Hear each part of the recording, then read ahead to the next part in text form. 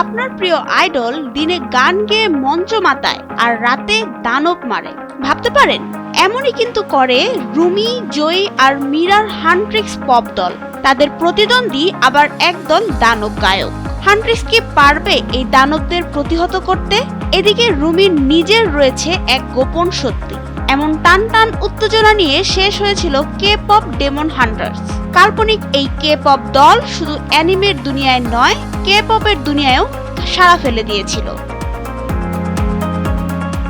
আবারও পর্দা মাতাতে ফিরছে নেটফ্লিক্সের ব্যবসা সফল এই মিউজিক্যাল অ্যাডভেঞ্চারের সিনেমাটি। 2029 সালে সিনেমার দ্বিতীয় কিস্তি মুক্তি পাবে বলে জানিয়েছেন পরিচালক ম্যাগি ক্যাং।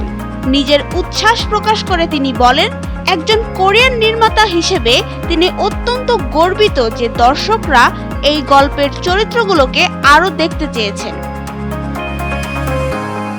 2025 সালে মুক্তি পাওয়া সিনেমাটি বর্তমানে অস্কারের সেরা অ্যানিমেটেড ফিচার এবং এর জনপ্রিয় গান গোল্ডেনের জন্য সেরা মৌলিক গান বিভাগে মনোনীত হয়েছে। নেটফ্লিক্সের পাশাপাশি সনি পিকচার্স অ্যানিমেশনও এই ইউনিভার্সকে আরও বড় পরিসরে নিয়ে যাওয়ার পরিকল্পনা করছে।